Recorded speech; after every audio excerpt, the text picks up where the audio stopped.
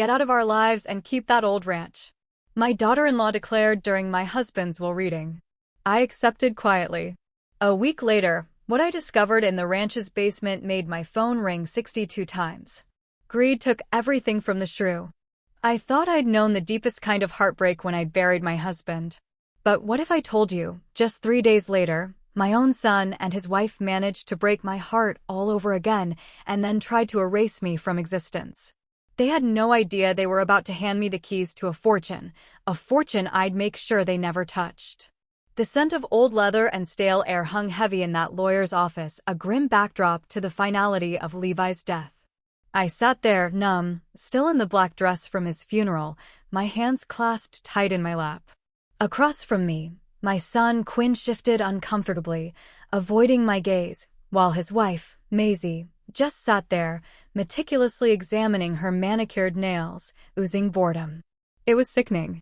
Mr. Henderson, the lawyer, cleared his throat, his monotone voice beginning to read Levi's will.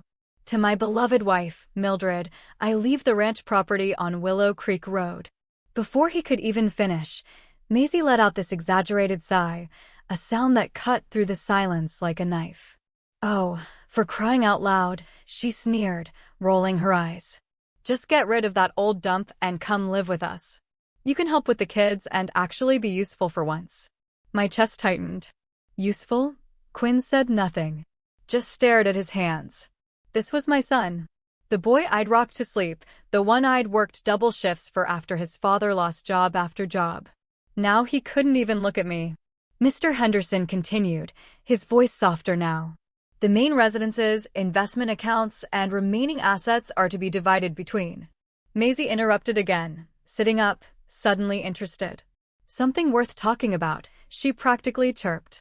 I just watched, an invisible woman, as they discussed my entire life. The house where I'd lived for 37 years, where I'd raised Quinn, where I'd nursed Levi through his final illness. It was all being carved up, divided, handed out, because that's what Quinn had become to me, a stranger wearing my son's face. When the reading finally finished, Maisie stood up, smoothing her designer skirt. "Well, Mildred," she cooed, her voice dripping with the fakest sweetness. "I guess that settles it.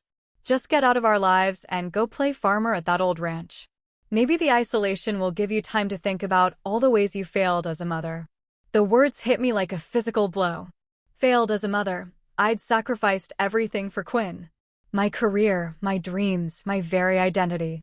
I worked nights at the diner while he slept, saved every penny for his college fund, celebrated every tiny victory, and mourned every single disappointment as if it were my own. Quinn finally looked up then. But instead of defending me, he just said, quietly, "Maybe it's for the best, Mom. You and Maisie have never really gotten along."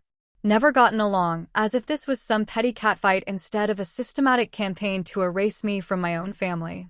Maisie had been poisoning Quinn against me for years, finding fault with everything I did. The gifts I brought the grandchildren were inappropriate.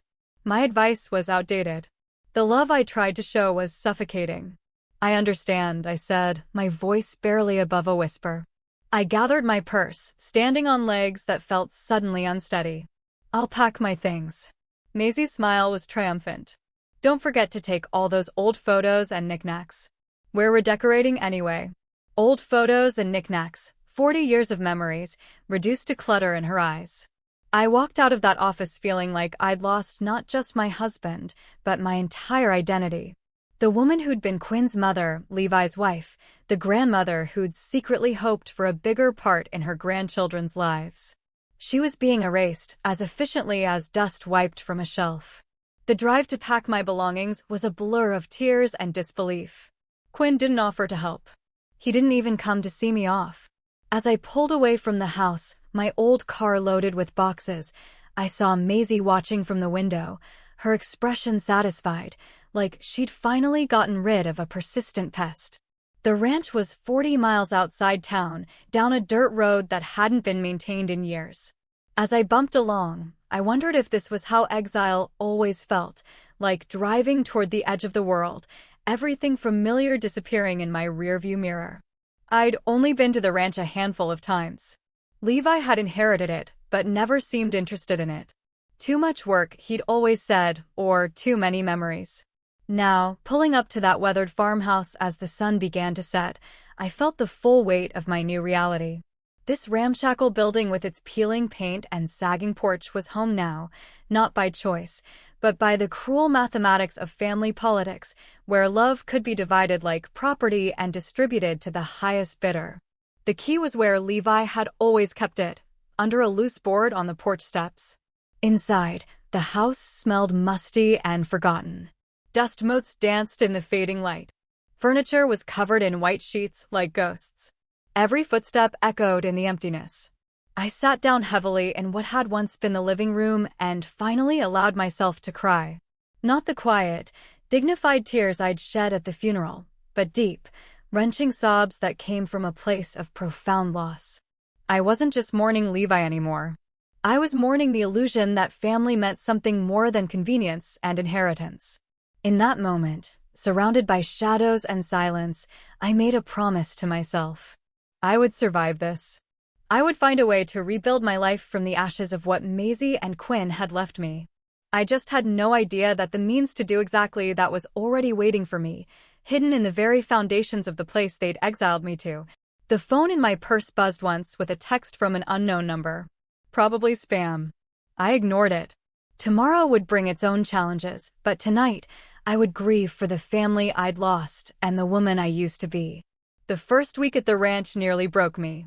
Every morning, I woke up expecting to hear Levi's coffee pot gurgling or Quinn calling to complain about some crisis in his perfect suburban life. Instead, I was greeted by a silence so complete it felt like the world had forgotten I existed. The only sounds were the settling of old wood and the occasional creak of the windmill outside my bedroom window. I threw myself into cleaning, partly because the house desperately needed it, and partly because keeping busy was the only thing standing between me and complete despair. Room by room, I pulled away dust covers and scrubbed away years of neglect. It was therapeutic, in a way, like I was uncovering not just furniture, but pieces of Levi's past I'd never known existed. In the bedroom that had clearly been his as a child, I found a collection of arrowheads. I'd never known Levi was interested in Native American artifacts. In what must have been his grandfather's study, there were shelves lined with geology books and rock samples. Again, news to me. In 42 years of marriage, Levi had never mentioned rocks or minerals beyond complaining about the ones in our garden. The kitchen, though, yielded the biggest surprise. Tucked behind a loose board in the pantry, I discovered a metal box containing old letters tied with string. My hands trembled as I untied the ribbon. They were love letters, but not the kind I expected. These were from someone named Elena, dated from the 1940s, written in Spanish.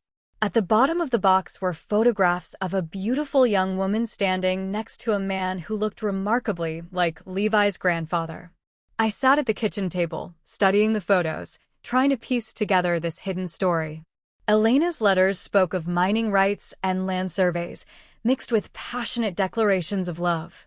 She mentioned our secret and the wealth beneath the earth in ways that made my heart race. Had Levi's grandfather been involved in some kind of mining operation? And why had Levi never mentioned any of this? That evening, I called the only person I could think of who might have answers, Ruth Peton. She'd lived in town longer than anyone and remembered Levi's family from the old days. Ruth had always been kind to me, even when other women in town started treating me differently after Maisie arrived and began spreading her poison. "Oh, honey," Ruth said when I explained what I'd found. I was wondering when someone would ask about old Samuel Morrison's mining claims. My heart stopped. Mining claims. Samuel. That was Levi's grandfather. He was always convinced there was copper on that property, maybe silver, too. He spent years filing claims and doing surveys. But then the war came, and he went off to fight. When he came back, he married that Mexican girl. Elena, I think her name was. Caused quite a scandal at the time. Elena, the woman in the photographs. What happened to her? I asked. Ruth's voice grew sad. She died in childbirth. Samuel never really recovered. He kept working the land, convinced he'd strike it rich someday, but he became a hermit. When he died, He left everything to Levi's father. But by then, everyone had forgotten about the mining business. After I hung up, I sat in the gathering darkness, my mind spinning. Mining claims, surveys, land that might contain valuable minerals. No wonder Levi had always seemed reluctant to sell the ranch, even when we needed money. But why hadn't he ever told me? Why keep it secret? The next few days, I searched the house more systematically. In Levi's grandfather's desk, I found survey maps from the 1940s, marked with notations I couldn't understand. There were correspondence files with the Bureau of Land Management and copies of mineral rights applications. Most intriguingly, there was a folder labeled Assay Reports that contained geological surveys suggesting the presence of copper deposits across the entire property. I was beginning to realize that my exile to this worthless ranch might not be the punishment Maisie intended it to be. But it was what I found in the bedroom closet that really changed everything. Hidden behind a false back panel, wrapped in oilcloth to protect it from moisture, was a manila envelope containing updated surveys from the 1970s. These weren't just exploratory reports. They were detailed geological assessments that confirmed substantial mineral deposits beneath the ranch. My hands shook as I read the technical language. Terms like economically viable extraction and estimated reserves jumped out at me. There were notes in Levi's handwriting in the margins, calculations, phone numbers. Evidence that he'd been researching this secretly for years. The most shocking document was at the bottom of the pile, a letter from a mining company dated just 6 months before Levi's death, offering to lease the mineral rights for an amount that made my eyes water. Levi had never responded to it. I sat on the bedroom floor, surrounded by papers that painted a picture of wealth beyond anything I'd ever imagined. The ranch that Quinn and Maisie had exiled me from, the old dump, was potentially worth millions. That night, I couldn't sleep. I walked through the house, seeing it with new eyes. The creaking floorboards, the drafty windows, the isolation that had felt like punishment. All of it was sitting on top of a treasure that could change my life completely. But more than the money, I felt something else stirring in my chest. For the first time since Levi's death, since Quinn's betrayal, since Maisie's cruel dismissal, I felt powerful. They thought they'd gotten rid of me, shuffled me off to somewhere I couldn't interfere with their plans. Instead, they'd handed me the keys to a kingdom they didn't even know existed. I wasn't sure yet what I was going to do with this information, but I knew one thing with absolute certainty. Mildred Morrison, the discarded mother, the inconvenient widow, was about to disappear forever. In her place, something much more dangerous was taking shape. Someone who finally understood that sometimes the best revenge is simply letting people live with the consequences of their own greed and blindness.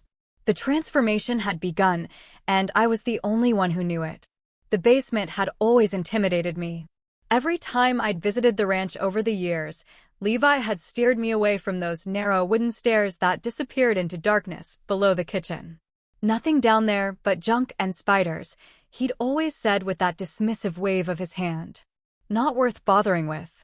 But after finding the mining documents upstairs, I couldn't shake the feeling that Levi had been protecting more than just my fear of cobwebs. So on a gray Thursday morning, armed with a heavy flashlight and more determination than common sense, I finally descended into the basement. The stairs groaned under my weight, and the musty smell of earth and old wood filled my nostrils. The flashlight beam revealed stone foundation walls that looked much older than the house above. Massive blocks fitted together with the kind of craftsmanship you don't see anymore. As my eyes adjusted, I realized the basement was larger than I'd expected, extending well beyond the footprint of the house. Along one wall stood a workbench covered with tools I didn't recognize, picks, hammers, and strange measuring devices that looked like they belonged in a museum. But it was the far corner that made my breath catch. There, partially hidden behind stacks of wooden crates, was what looked like the entrance to a tunnel. My heart pounded as I approached it. The opening was about 4 feet high, shored up with timber that looked sturdy despite its age.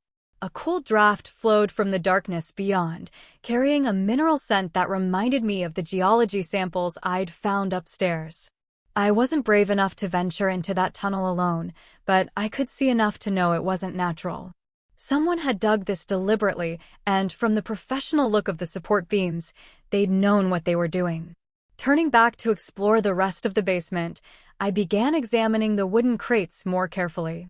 Most were empty, but one in the corner felt different when I tried to move it. Heavier. Inside, wrapped in layers of canvas, I found chunks of rock that definitely didn't belong in someone's casual collection.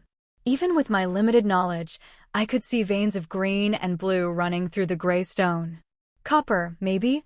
The rocks felt substantial in my hands, and when I scratched one with a nail file from my purse, it left a metallic streak that caught the flashlight beam.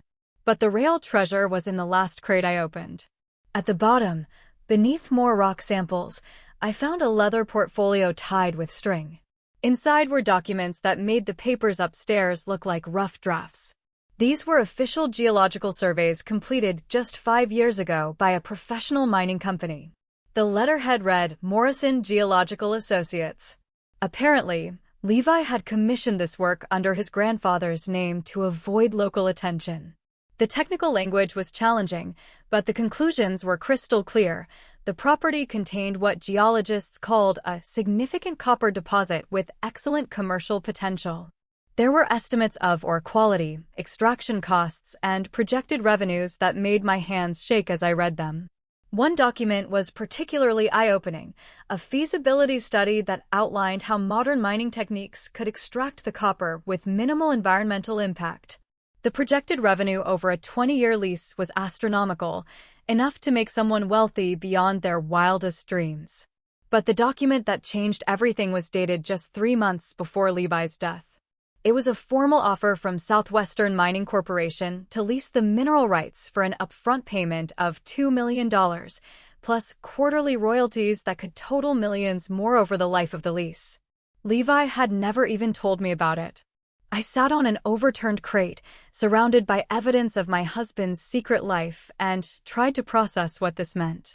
For years, while I'd worried about retirement savings and medical bills, while I'd watched Quinn struggle with his mortgage and Maisie complain about wanting a bigger house, we'd been sitting on a fortune.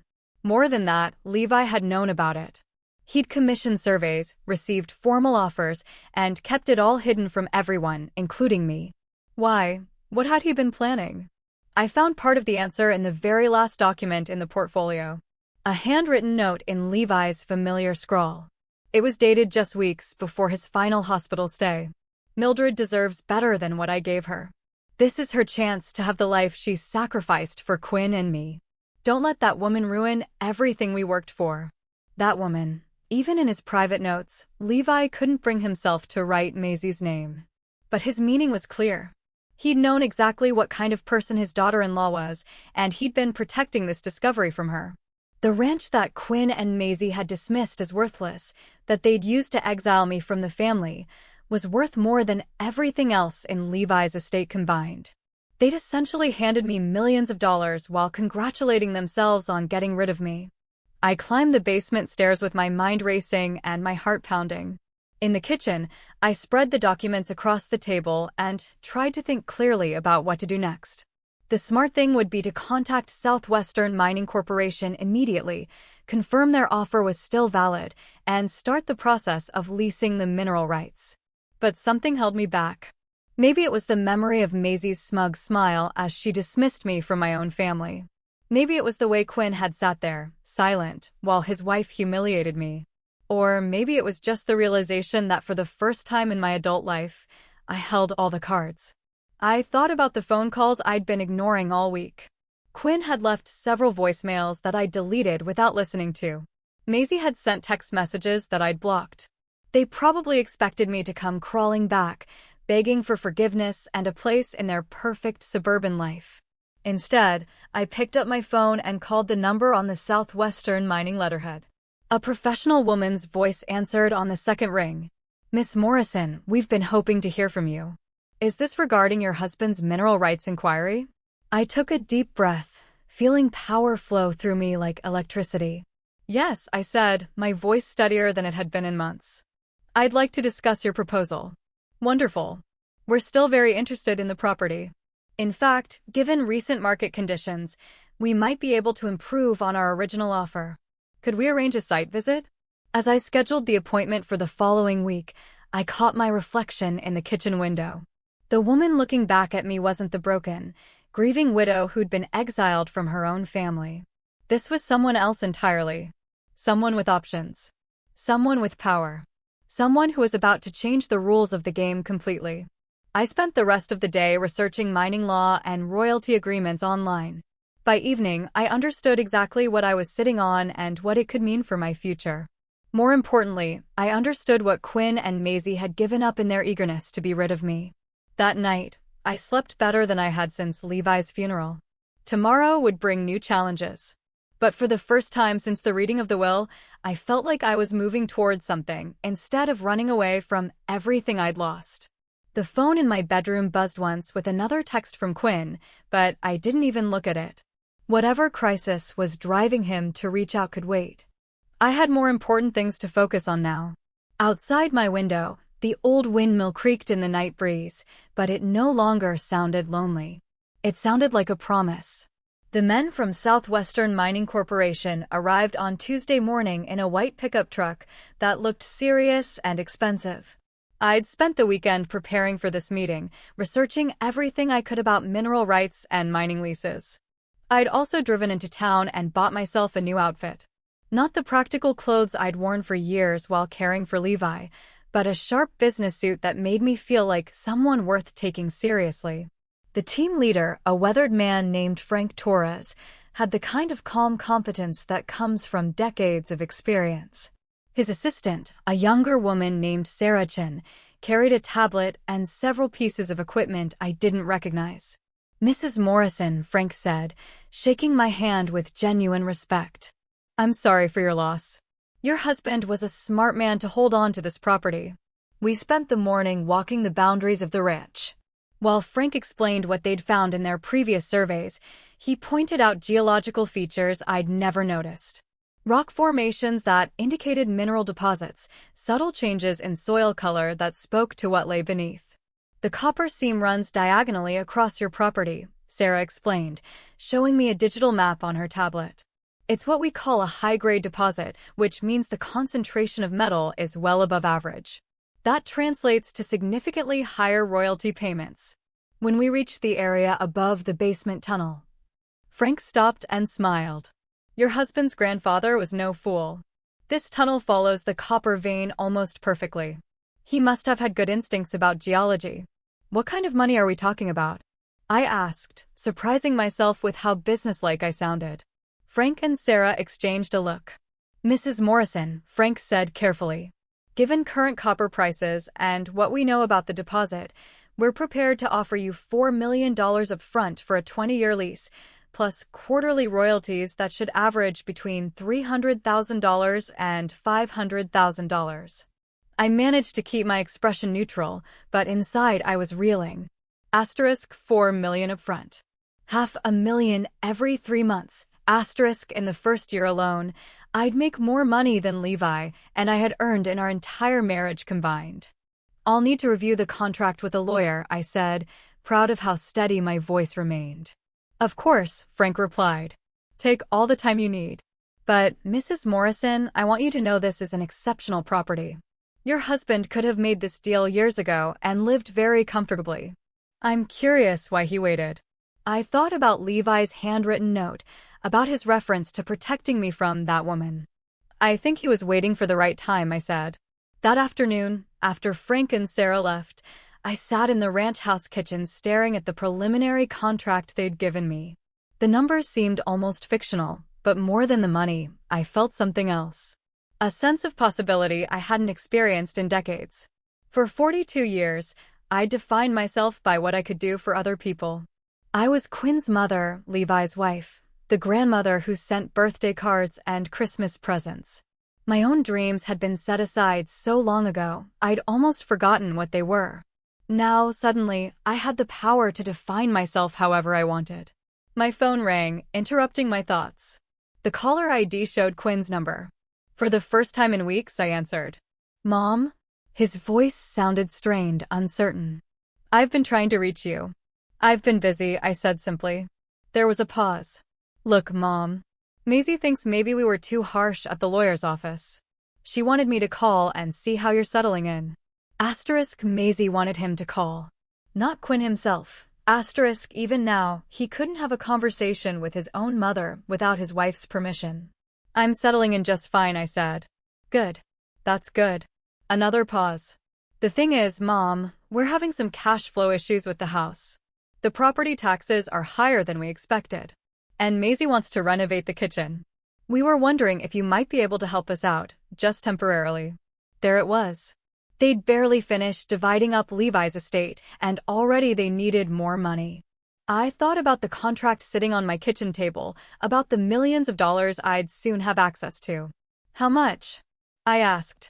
Well, the taxes are about $12,000, and the kitchen renovation would be around $30,000, so maybe $50,000 total. We'd pay you back as soon as we can refinance. $50,000. 6 months ago, that would have been an impossible sum. Now, it was less than what I'd earn in quarterly royalties from the mining lease. Quinn, I said slowly. Are you happy with Maisie? The question clearly caught him off guard. What? Of course, I'm happy. Why would you ask that? Because in 42 years of marriage, your father never once asked me to lie for him. Never made me choose between him and my family. And never made me feel ashamed of where I came from. Silence stretched between us. Finally, Quinn said quietly, Mom, what are you trying to say?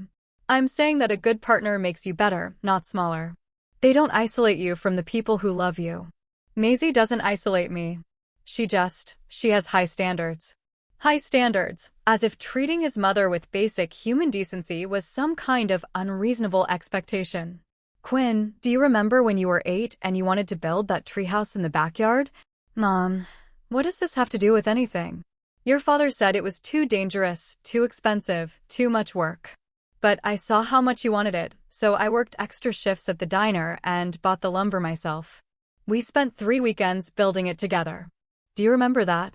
His voice was softer now. Yeah, I remember. I would have done anything for you, Quinn. I did do anything for you. But I won't be treated like a burden or an embarrassment by anyone, including you. Mom, I never said you were an embarrassment. You didn't have to say it. You sat there and let Maisie say it for you. Another long silence. When Quinn spoke again, his voice was small, like the little boy who used to crawl into my bed during thunderstorms. What do you want me to do, Mom? She's my wife. I want you to be the man I raised you to be. The one who knows the difference between love and control. After I hung up, I sat in the growing darkness of the ranch house kitchen. Outside, I could hear the wind picking up, rattling the windows and making the old house creak. But for the first time since Levi's death, the sounds didn't make me feel lonely. They made me feel grounded. I picked up the mining contract and read through it again.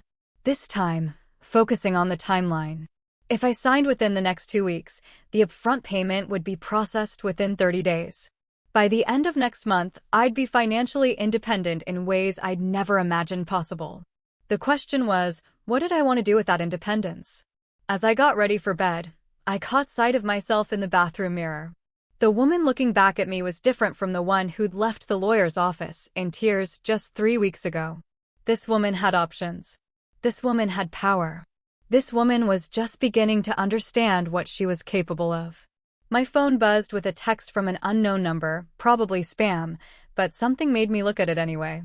Mrs. Morrison, this is Janet from Dr. Phillips's office. Your husband's final medical bills are overdue. Please call to arrange payment. I stared at the message for a long moment, then deleted it without responding. Tomorrow, I'd call Dr. Phillips's office and pay off Levi's medical bills in full. Not because I had to, but because I chose to. The difference between those two things was becoming clearer to me every day. And tomorrow, I'd start making choices based on what I wanted, not what other people expected from me.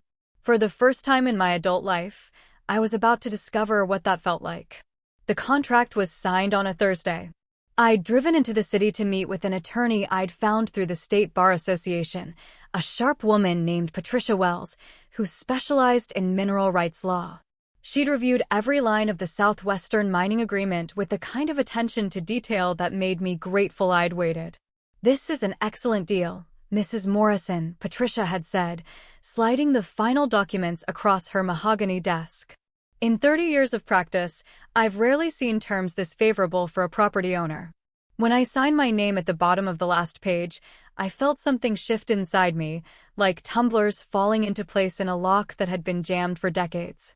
The woman who'd been dismissed from her own family's future was now worth more than all of them combined.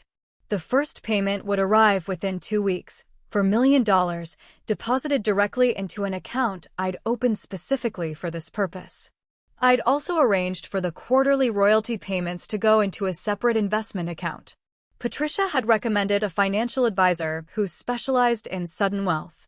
Apparently, I wasn't the first person to strike it rich through unexpected inheritance. But the money, as life-changing as it was, wasn't what filled me with satisfaction as I drove back to the ranch. It was the knowledge that Quinn and Maisie had orchestrated their own downfall through sheer greed and cruelty. That satisfaction turned to something stronger when I got home and found 17 missed calls on my phone. The first few voicemails were from Quinn, his voice increasingly desperate. "Mom, please call me back. Something's happened with the house. We really need to talk." Then came Maisie's voice. All traces of her usual condescension replaced by panic. "Mildred, I don't know what kind of game you're playing, but you need to call us immediately. This is about family." Family. Now I was family again. I poured myself a glass of wine and settled into the kitchen chair before returning Quinn's call. He answered before the first ring finished. "Mom, thank God. Where have you been?" "I've been taking care of business," I said calmly. "What seems to be the problem?" "The problem?" His voice cracked. "Mom, we got a notice from the county. They're saying Dad never properly transferred the mineral rights to the house when he bought it from his grandfather's estate. They're saying those rights might still belong to the ranch property." I took a slow sip of wine, savoring the moment. "Is that so?" "Mom, this is serious. If they're right, it could affect our property value. The bank is asking questions about our loan. We might have to refinance at a much higher rate." Of course they would. The house that Quinn and Maisie had been so eager to claim was built on a small portion of the original ranch property. When Levi's grandfather divided the land in the 1960s, selling off the lot where the main house now stood, the mineral rights had remained with the ranch.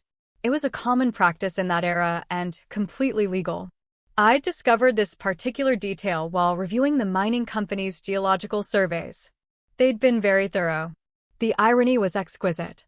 Quinn and Maisie had the house, but I owned everything valuable underneath it. "Have you talked to a lawyer?" I asked, though I already knew the answer. "That's what we're trying to do. But attorneys are expensive, Mom. Really expensive. And with the refinancing issues." "How expensive?" "The initial consultation alone was $5,000. A full property rights review could cost $30,000 or $40,000. Money we don't have right now." I let the silence stretch out, listening to Quinn's anxious breathing. Finally, I said, "Well, that is a problem. Mom, please. I know things have been difficult between us lately, but we're family. We need to stick together." Family, there was that word again. It was amazing how quickly it reappeared in their vocabulary when they needed something. "Quinn, do you remember what Maisie said to me at the lawyer's office?" "Mom, she was upset. We all were. People say things when they're grieving. She told me to get out of your lives and rot in isolation at a worthless ranch. She said I'd failed as a mother. She said maybe the isolation would give me time to think about my failures." "She didn't mean it like that." "How did she mean it, Quinn?" "Because it sounded pretty clear to me." Another pause. "Mom, what do you want? An apology?" "Fine. I'm sorry. Maisie's sorry too. We all handled Dad's death badly. An apology." As if 40 years of sacrifice and unconditional love could be balanced by a grudging sorry delivered under financial duress. "Quinn, I want you to listen very carefully to what I'm about to tell you, okay? I've signed a mining lease for the ranch property. A very lucrative mining lease." Silence. Then in a voice barely above a whisper, "What kind of mining lease?" "The kind that's going to make me more money in the next year than your father and I earned in our entire marriage." The silence stretched so long I thought the call had dropped. Finally, Quinn found his voice. "How much money, Mom?" Enough that I don't need to worry about attorney fees or refinancing or property taxes ever again. Jesus Christ. His voice was hollow. How long have you known about this? I found out after I moved to the ranch. After you and Maisie made it very clear that I wasn't welcome in your new life. Mom, we never said you weren't welcome. You didn't have to say it, Quinn. Actions speak louder than words, and your actions told me everything I needed to know about where I stood in your priorities. I could hear Maisie's voice in the background, shrill and demanding. Quinn covered the phone, but I could still make out fragments. Asterisk millions? How much? Get over here. Asterisk. When Quinn came back on the line, his voice had changed. It was the tone he used to use when he wanted something as a child. Wheedling, manipulative, calculated to trigger my maternal instincts. Mom, I know we've made mistakes, but we're family. Whatever's happening with this mining thing, we should face it together. Maybe we can work something out that benefits everyone. Benefits everyone. Translation. Give us money. What kind of arrangement did you have in mind? I asked. Well, if the mineral rights thing affects our property, maybe we could merge the properties back together, pull our resources. We could all live comfortably. All live comfortably after they'd worked so hard to exile me from their comfortable life. Where would I live in this arrangement? I asked. With us, of course. We could build you a nice apartment over the garage. You'd have your privacy, but you'd be close to the grandkids. An apartment over the garage. After I'd just become worth millions of dollars, they were offering me an apartment over the garage. Quinn, I said, my voice deadly calm. Let me make sure I understand this correctly. 3 weeks ago, your wife told me to get out of your lives and rot in isolation at a worthless ranch. Now that you've discovered that ranch is worth a fortune, you want to pull resources and graciously allow me to live over your garage. Is that an accurate summary? Mom, when you put it like that, it sounds exactly like what it is. You want my money, but you still don't want me? That's not true, is it? Tell me, Quinn. In this wonderful arrangement you're proposing, who would control the mining lease? Who would make the financial decisions? Who would determine how the money gets spent? Silence. I thought so. My phone buzzed with another incoming call. Maisie, calling from her own phone. I ignored it. Mom, please don't do anything hasty. Let's sit down and talk about this like adults. I am being an adult, Quinn. For the first time in 40 years, I'm making decisions based on what's best for me, not what's convenient for other people. What's that supposed to mean? It means I'm done being your safety net. I'm done being the person you call when you need money or free babysitting or someone to blame for your problems. I'm done being expendable. You're not expendable, Mom. You're not thinking clearly. Grief can make people do irrational things. Irrational. Now, I was irrational for refusing to bail them out of a crisis of their own making. Quinn, the next time you speak to me, I want it to be because you actually want a relationship with me, not because you want something from me. Until then, I suggest you figure out how to solve your own problems. I hung up before he could respond. Within seconds, my phone was buzzing again. Quinn, then Maisie, then Quinn again. I turned it off and set it aside. Outside, the sun was setting over the ranch, painting the sky in shades of gold and crimson. Tomorrow, representatives from the mining company would arrive to begin the preliminary survey work.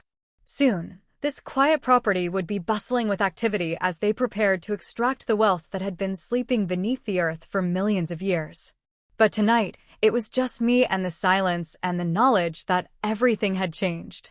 I wasn't the woman who'd been exiled from her own family anymore. I wasn't the convenient source of emergency funds or free labor or guilt-absorbing apologies. I was Mildred Morrison, and I was worth exactly what I said I was worth. Nothing more and definitely nothing less. My phone, even though it was turned off, seemed to pulse with the weight of all those missed calls. 62 attempts to reach me in a single day. Not because they'd suddenly realized they loved me, but because they'd finally realized what they'd thrown away. The irony was almost too perfect to believe.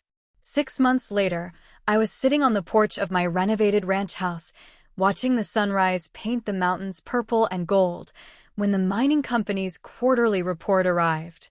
The envelope felt substantial in my hands, thick with official documents and financial statements. Inside, along with the usual technical updates about extraction progress and market prices, was a check that still made my breath catch, even though I'd received 3 of them now, $437,000. My share of the copper sales for the previous quarter. I set the check aside and picked up my coffee, savoring the ritual that had become precious to me. Every morning I sat on this porch and watched the world wake up around me. Some days I saw deer grazing in the distance. Other days I watched the mining crews arrive for their shift, respectful and efficient in their work on the far side of the property. The phone beside me rang once and stopped. Someone leaving a voicemail. I didn't rush to check it anymore.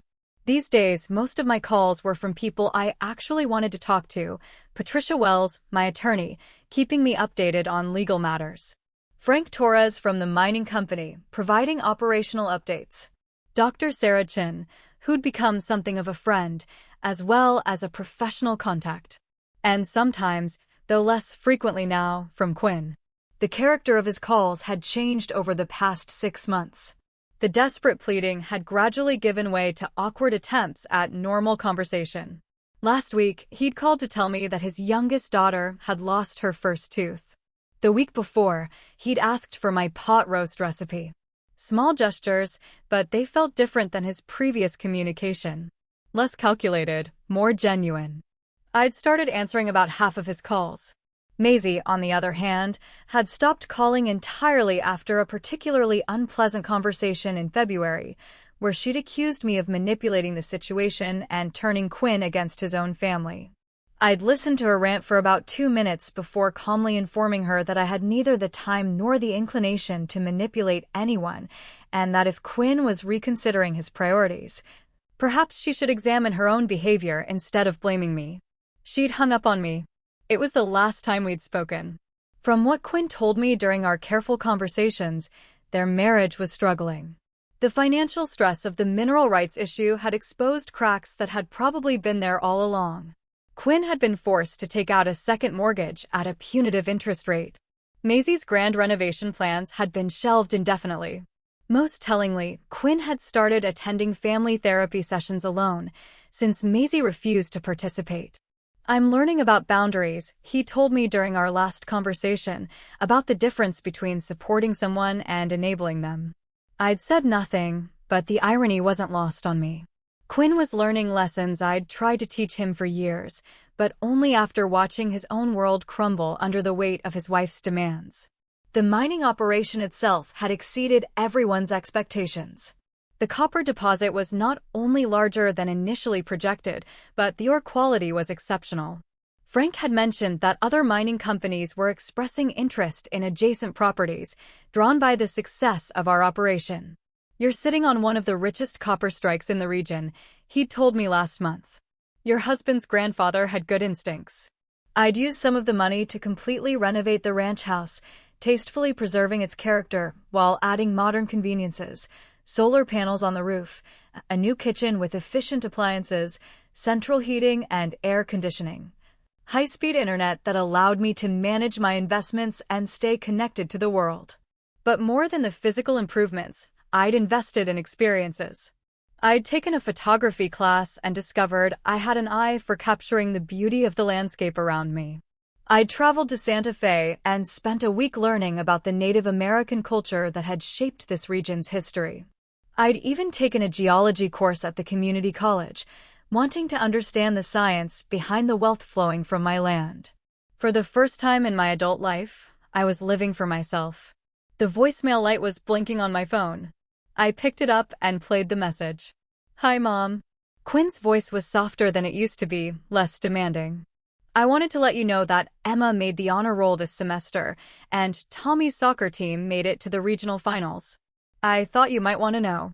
A pause. Then, I also wanted to say that I've been thinking about what you said about being the man you raised me to be. I'm trying, Mom. It's harder than I thought it would be, but I'm trying. Another pause, longer this time. I love you, Mom. I know I haven't said that enough lately, but I do, and I'm sorry for everything. The message ended with a soft click. I sat with the phone in my lap, watching a hawk circle high above the mesa. Quinn's apology wasn't the desperate plea for money that had characterized his early calls. It felt genuine, earned through months of difficult self-examination, rather than prompted by immediate financial need. I scrolled through my contacts and called him back. "Mom," he sounded surprised, hopeful. "I got your message," I said. "Tell me about Emma's honor roll." For the next 20 minutes, we talked about his children, their achievements and struggles and dreams. Quinn told me about Tommy's soccer skills and Emma's passion for science. He mentioned almost casually that both kids had been asking about their grandmother and wondering when they might see me again. "They miss you," he said simply. "We all do." "I miss them, too," I admitted. "Would you like to bring them for a visit sometime? The ranch is quite comfortable now." "Really? You'd want that." "Quinn, I never stopped wanting to be part of their lives. I just wasn't willing to accept being treated as disposable anymore." "I understand," he said, and I could hear that he meant it. "Maisie and I are separated right now. Have been for about a month." I wasn't surprised, but I was careful not to sound pleased. "I'm sorry to hear that." "Are you?" "I'm sorry that your marriage didn't work out the way you hoped." "I'm not sorry that you're finally putting your own needs and your children's needs first." She said I'd have to choose between her and you. And I told her that anyone who would make me choose between the people I love doesn't understand what love means. I felt something loose in my chest, a knot of tension I'd been carrying for so long I'd forgotten it was there. "I'm proud of you," I said, and meant it completely. "Can I ask you something, Mom?" "Of course." "When you found out about the mining thing, about how much money it was worth, did you ever think about sharing it with us? Even after everything that happened?" I considered the question carefully. "Do you want the honest answer?" "Yes." For about 5 minutes, I thought about using the money to solve everyone's problems. Pay off your mortgage, set up college funds for the kids, make everything smooth and easy again. What changed your mind? I realized that fixing your problems wouldn't actually help you. It would just enable you to keep making the same mistakes. Sometimes people need to face consequences before they can learn to make better choices. Silence stretched between us, but it wasn't uncomfortable. It was the silence of understanding. "I'm learning that now," Quinn said finally. "The hard way. But I'm learning." "Good," I said. "That's how the best lessons usually come." We talked for a few more minutes about practical things, when he might visit with the children, whether he needed help finding a family therapist who specialized in divorce mediation, how he was managing as a single father. After we hung up, I sat on my porch and watched the sun climb higher into the cloudless sky. The mining equipment hummed in the distance, a steady reminder of the wealth flowing from the earth beneath my feet. But the real treasure wasn't in the quarterly checks or the renovated house or the financial security I'd never imagined possible. The real treasure was in reclaiming my own worth. In learning that love without respect was just manipulation. In discovering that sometimes the greatest gift you can give someone is the opportunity to face their own consequences and grow from them. My phone buzzed with a text message. It was from Sarah Chin, my friend at the mining company, sending photos from a conference where she'd presented our site as a case study in successful small-scale copper extraction. "Your property is famous in geology circles now," she'd written. "The woman who struck gold at 69. I smiled and texted back, "Copper, not gold, but close enough." As I prepared to go inside and start my day, I caught my reflection in the window. The woman looking back at me was still 69 years old, still a widow, still learning to navigate a world that often dismissed people like her. But she was also a woman who discovered that it's never too late to reclaim your power. Never too late to set boundaries that protect your dignity. Never too late to learn that your worth isn't determined by how useful you are to other people, but by how true you are to yourself. The phone rang again. This time it was Frank Torres with an update on next quarter's projections. As I listened to him explain the latest market trends and extraction rates, I found myself thinking about Levi and his grandfather, and all the generations of Morrison women who'd made sacrifices and compromises and settled for less than they deserved. That cycle ended with me. I was no longer someone's convenient fallback plan or emergency fund or repository for guilt and disappointment. I was Mildred Morrison, owner of one of the most productive copper mines in the state, grandmother to children who would grow up knowing that love means respect, and a woman who'd finally learned the difference between being needed and being valued. The transformation was complete, and it had happened exactly as it should have, quietly, with dignity, and entirely on my own terms. So, I'm curious, what would you have done in my place? Have you ever faced something like this, a moment where you had to stand up for yourself against family? Tell me what you think. I really want to know in the comments below.